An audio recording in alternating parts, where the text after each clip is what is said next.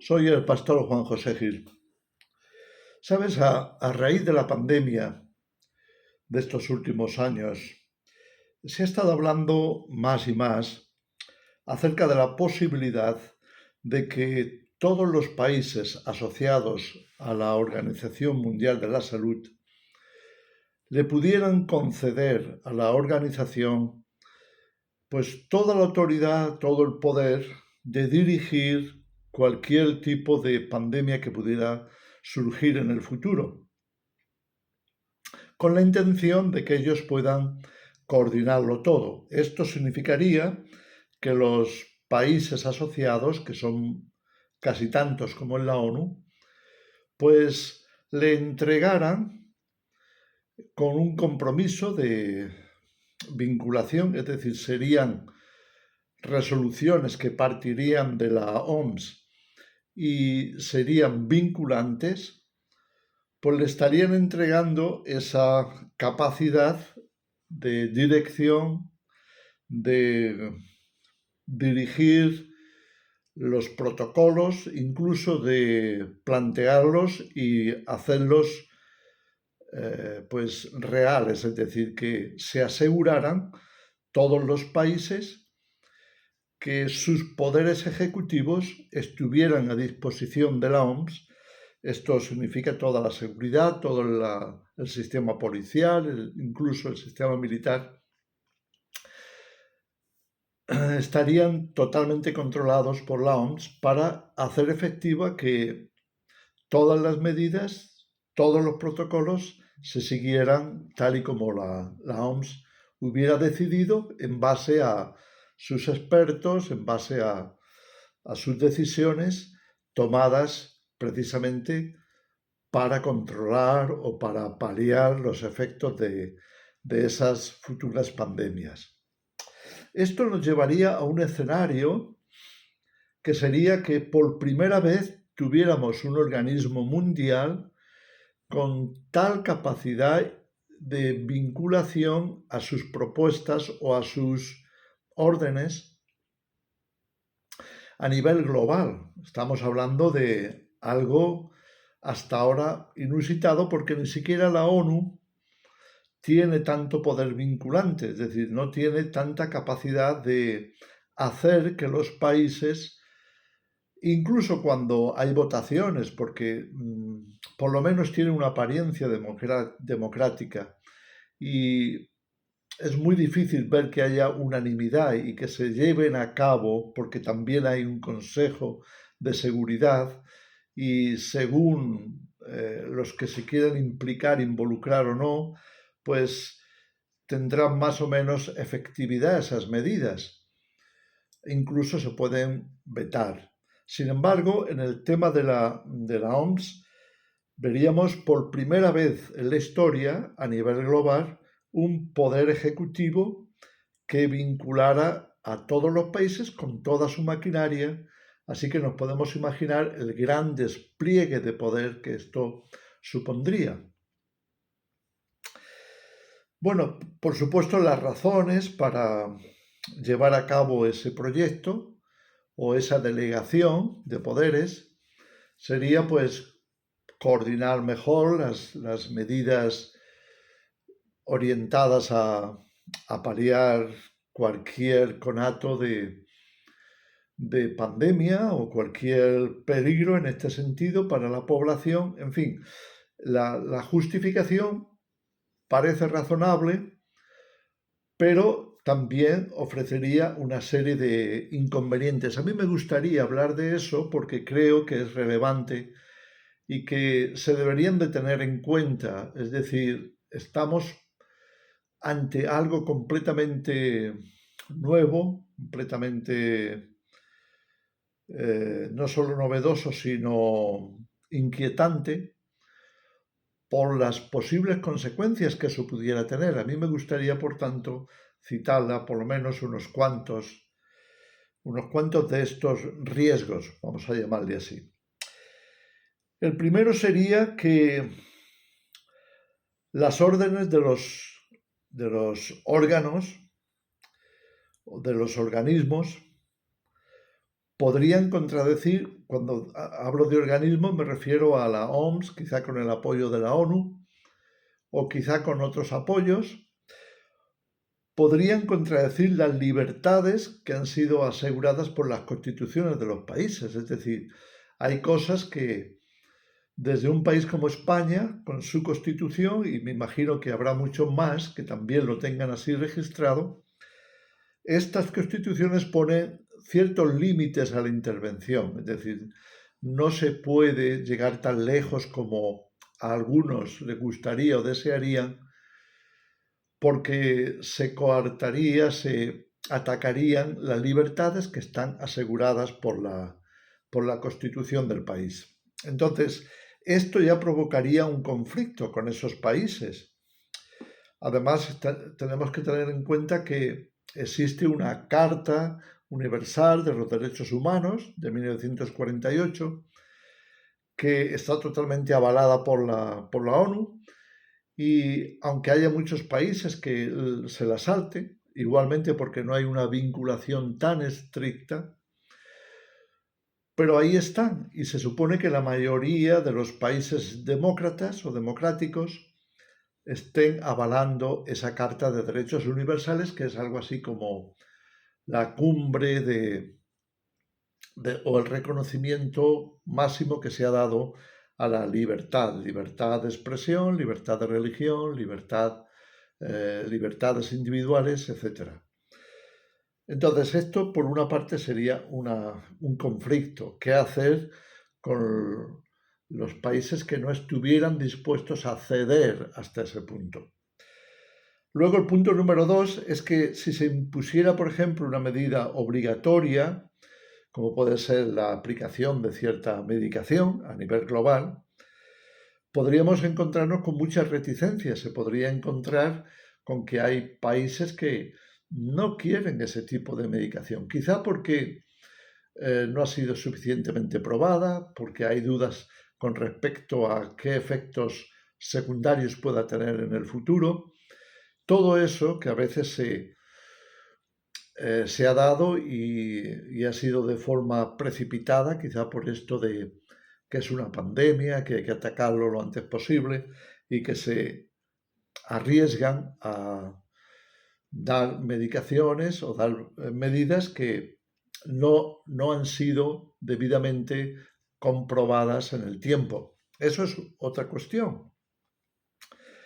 Entonces, esto también podría incluso llegar a provocar revueltas populares, ofrecería también la posibilidad de que hubiera una fuerte resistencia contra esto, según los países, y que esto trajera una reacción negativa que fuera más peligrosa incluso que la solución, ¿no?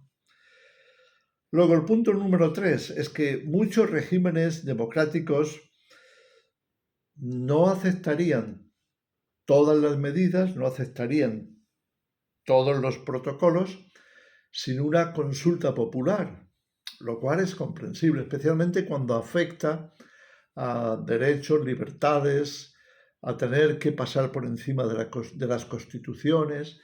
Entonces muchos reaccionarían en este sentido diciendo, bueno, antes de llegar hasta ese punto, deberíamos de hacer una consulta popular, ya que las decisiones se están tomando en un organismo que no es democrático, que hay también muchos socios que no son ni siquiera representantes de países, sino que son más bien particulares. Y entonces necesitamos una comprobación democrática, es decir, necesitamos hacer una consulta, todo lo cual, por supuesto, pues retrasaría cualquier forma de medida inmediata. Luego, en el punto 4, yo diría que existe el riesgo de abuso de poder, es decir, si no hay un sistema de control de calidad, por ejemplo, suficientemente independiente de cómo se van a dar los protocolos, qué se va a utilizar para paliar la pandemia o las pandemias, entonces haría falta que hubiera otro organismo, por lo menos, de carácter independiente que pudiera de alguna forma garantizar que lo que se está haciendo que los, vamos a llamarle expertos, pues son independientes, es decir, toman decisiones no movidos por intereses de ciertos países, por ejemplo, o intereses de corporaciones, sino que se toman efectivamente con un criterio suficientemente imparcial y claro para llevarlo a cabo, para llevar esas medidas. El punto número 5 sería que que las medidas restrictivas para aquellos países que no quisieran seguir exactamente los protocolos podrían causar incluso conflictos de tipo económico, de tipo social. Es decir, si hay unos cuantos países que no están dispuestos a llegar hasta ese extremo de seguir unas pautas o de seguir unas instrucciones o de seguir unas restricciones para su propio país, pues eso también de alguna forma abriría brechas para hacer más difícil que separar una pandemia, por ejemplo, o bien que hubiera la unidad o unanimidad suficiente para sentir que ha valido la pena o que ha merecido la pena el entregar esos poderes tan vinculantes a una sola organización que, aunque sea mundial, sin embargo, no es política, quiero decir, supuestamente es más una organización que está supuestamente velando por la salud, pero no tiene la representatividad política o democrática, podríamos decir, para hacer que todos los países se hayan sentido representados, unidos y se lleven a cabo esas medidas.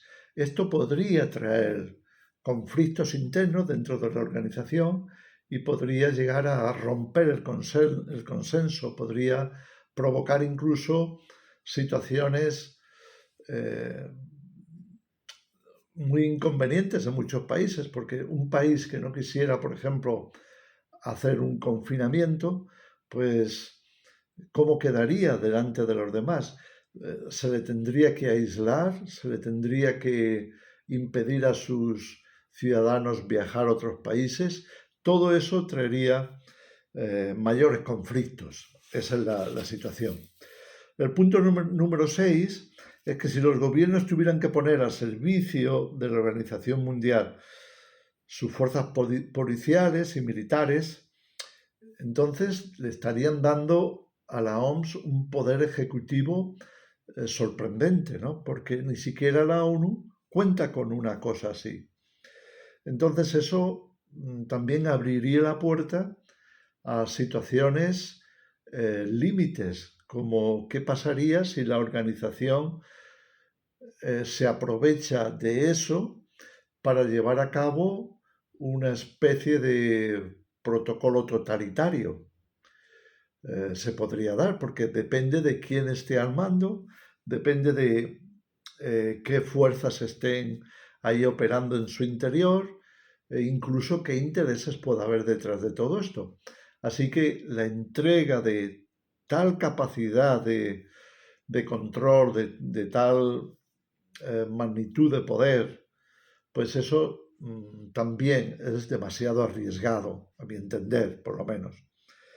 Luego, en el punto 6, yo diría que los socios, que son privados de la organización, podrían también llegar a, de alguna forma, manipular los acuerdos o limitarlos o potenciarlos según sus propios intereses de tipo particular. Incluso se percibiría más la falta de carácter democrático, es decir, se están llevando a cabo unas medidas que suenan más bien impositivas y que provienen de intereses privados. Entonces, ¿eso cómo se resuelve? ¿Cómo se puede equilibrar para que no se caiga en ese error? En fin, todo esto son riesgos que se asumen y que no están aclarados, que no están consensuados y que ya se ha visto que tampoco las intenciones que ha habido hasta ahora de que eso pudiera ser posible, la entrega de vinculante de poder a la OMS no ha cuajado porque, claro, hay reticencias en este sentido. ¿Cómo se puede resolver todo este problema? Pero yo lo quería señalar porque como ciudadanos tenemos que plantearnos ciertas cosas, ¿no? Ya que el poder también conlleva responsabilidad, es decir, si se le da tanto poder, ¿a quién se le hace responsable? ¿O qué organismos tendrían control sobre esto? Porque si nadie está haciendo de contrapeso para ver si se le concede tal capacidad o tanto poder a una organización, ¿con qué se equilibra? Es decir, ¿quién va a estar ahí vigilando? ¿Quién va a estar ahí pidiendo cuentas? Porque no es una organización democrática. Por tanto, no se somete a unas votaciones y no está la excusa de decir, bueno, pues en las próximas elecciones ya sabemos lo que vamos a impedir o lo que no se va a votar, o etcétera. Pero no es el caso. Es decir, los ciudadanos no sienten que un organismo así, que es como una ONG, pues tenga ese carácter y pudiera llegar a tener tanto poder. Entonces, esto nos lleva a la reflexión de que hay un peligro muy grande cuando el poder es entregado a unos representantes supuestamente democráticos, en este caso no sería así, pero sí que serían representantes de la voluntad de todos esos países que delegan en ellos. Ahora bien, ¿qué pasa con los poderes representantes? Es que cuanto más se alejan de las bases, y en este caso habría una enorme distancia entre la población que tendría que de alguna forma seguir las medidas, seguir los protocolos, habría una gran distancia entre la población, la ciudadanía y esos representantes, los supuestos representantes a los que se les ha delegado. Yo diría, cuanto más se aleja, cuando más se alejan los representantes de las bases ciudadanas, peor, porque la ciudadanía ya hemos visto que muchas veces se resiente de que aquellos políticos que les representan no están haciendo exactamente lo que han dicho a las bases que iban a hacer, o no están llevando a cabo el deseo popular o el deseo de la ciudadanía, sino que han tomado ese poder y se han aprovechado de él para llevar a cabo otros objetivos que han debatido quizá en un parlamento, pero que no ha habido una vuelta atrás a la ciudadanía para consultarles si querrían eso o no. De manera que la representatividad ha perdido todo el poder. Los ciudadanos se pueden sentir totalmente traicionados y con razón, porque os hemos delegado algo para que pudierais resolver ciertos problemas, pero cuando vais a tomar unas medidas vais por vuestra cuenta y no contáis con nosotros. Y encima de todo, queréis que nosotros nos dobleguemos, nos sujetemos, porque vosotros os habéis comprometido en esa vinculación y ahora queréis arrastrarnos a todos en esa dirección. Entonces, estoy hablando de estos problemas porque son importantes a tenerlos en cuenta. Así que espero que antes de que lleguemos a ese punto, las cosas se estudien mucho mejor, se consulte a la ciudadanía de alguna forma y se resuelvan estos riesgos, porque si no, nos podríamos encontrar con un mundo mucho más desestructurado, mucho más desequilibrado, con muchas más luchas internas, que sería peor que la solución que se intenta traer. En fin, solamente quería dejaros esa reflexión. Dios os bendiga.